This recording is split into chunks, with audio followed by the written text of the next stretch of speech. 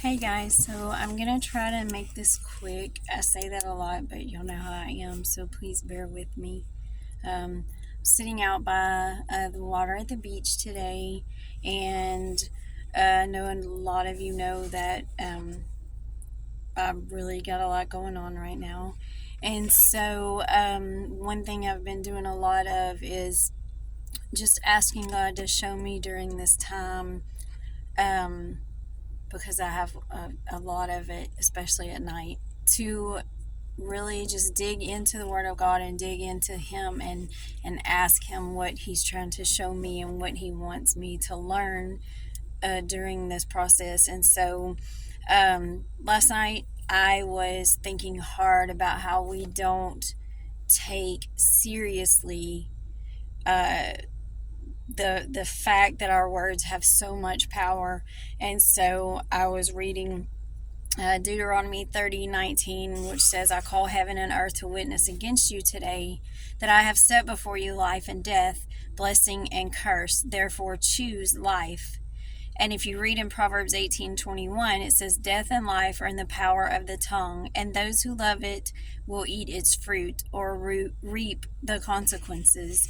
And so if you take Proverbs 18:21 and it talks about death and life being in the power of the tongue, to me, there's also an implication that in Deuteronomy, God is saying, I've set before you life and death, blessing and curse. Well, how do you bless someone? You speak blessings over them. You say nice things to them. If somebody sneezes, you say bless you. And so if you're going to curse somebody, how do you do that? You curse them with your words. You say ugly things to them and about them. So for me, there's a tie-in that both verses are talking about your words and choosing life and speaking life.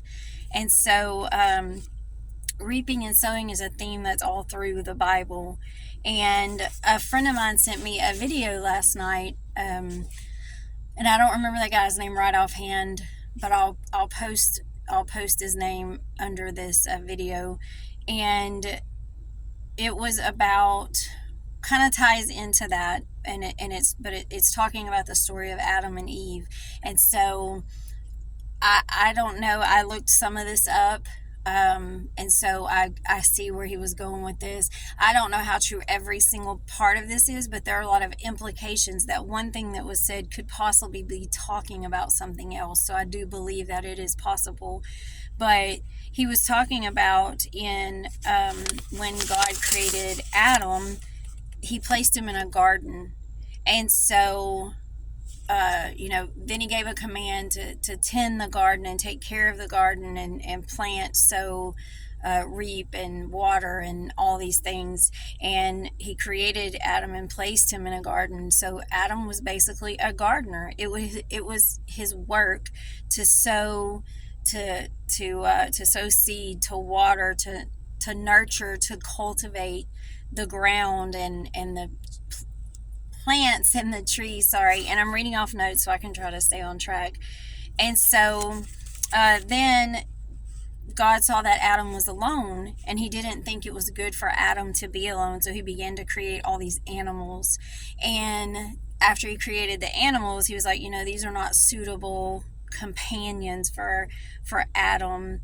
And so it's interesting to me that before he created Eve, he brought the animals to Adam, and he asked Adam to name the animals. And whatever Adam named them, that was their name. That was their identity. That was who they were.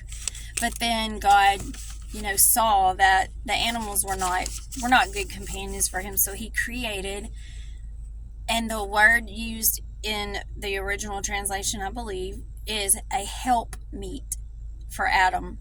So it doesn't say that God created or that God was looking for a wife for Adam. It says God was looking for a help meet, and that he created Eve as a help meet for Adam.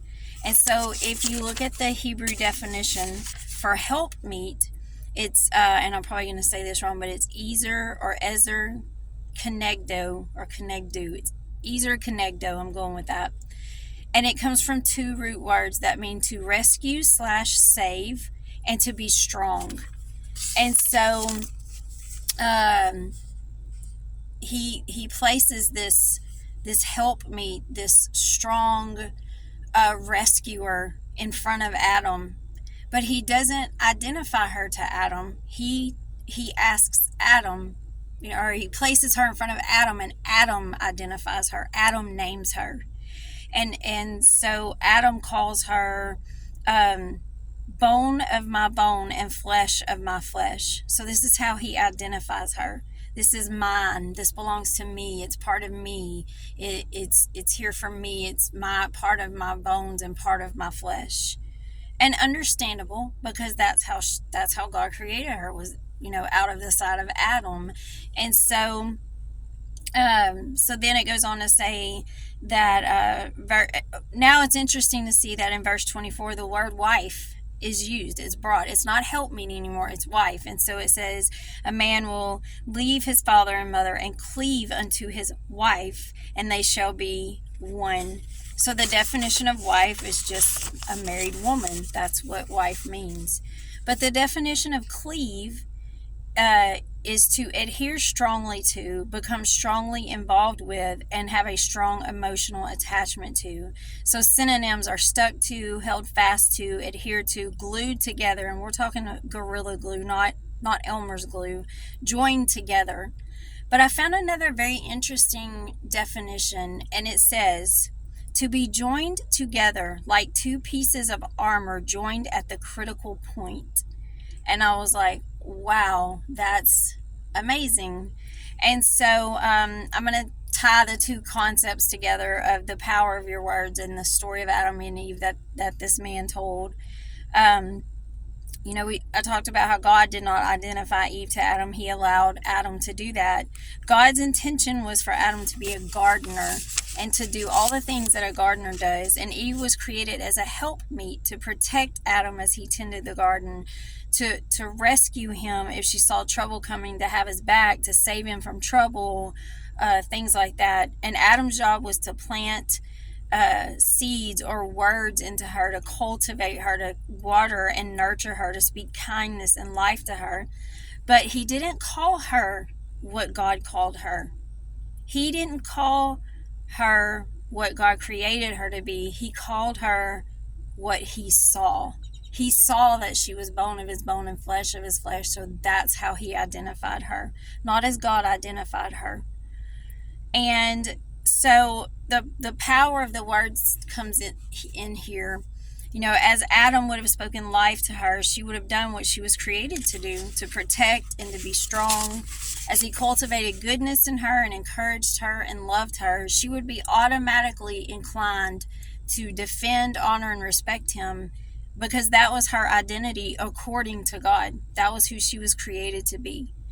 And I believe that if the Old Testament is a foreshadowing of the coming of Christ, we can also assume that it foreshadows other people and other things as well. And so this is my own, whatever you want to call it, I guess it's an opinion. This is what I got out of it. This is what I gleaned from it. This is what I felt, is that, Eve was created to rescue her husband from the serpent. But because she didn't know her true identity, she fell for his lies and sin entered in. It was her job to protect him. It was her job to tell the serpent, no, we're not falling for this. You're not going for my husband. You're not going to go after him. You're not going to, you're not going to take our promise. And God gave us all these good things and whatever. And so that was what she was created to do. But she didn't know her identity. She didn't know that.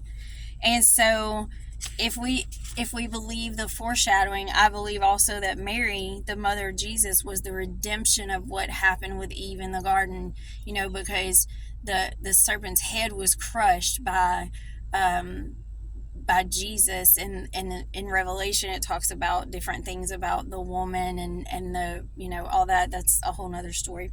But the point to all this, I guess, is if I could give married people any advice, and again, I said it in an earlier post. I may not be the one to be giving the best marriage advice, but going through some of the things I've gone through really makes you, or has made me, open my eyes to some things and see some things that I may not have paid enough attention to before. But I would tell husbands, nurture your wife, plant seeds of life in her, water them with kindness, gentleness, and love. Cultivate goodness in your marriage. Identify her as who she was created to be, not as you see her in a weak moment. And watch what grows when you do. You're a gardener. Tend to it, and you will reap goodness.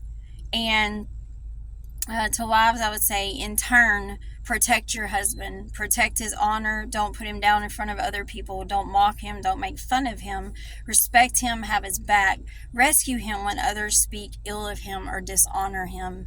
And your words have that power too. I'm not just saying only the gardener should be speaking life. You should be speaking life too. And I want to clarify, I'm not telling people who are in abusive situations that you have to try to use your words to change this person or do anything. Please understand that's not what I'm saying. But if you have a marriage that's struggling because of any of the things that I just talked about, I would just challenge you to try it for a month and see what happens. This is how strong the power of your words are. If you speak or sow life, you reap life. If you speak or sow death, then I guarantee you that things begin to die. So that's just a little bit of what I've been meditating on and dwelling on today. And I hope that you got something out of it. And remember, I love you and Jesus loves you more. Bye.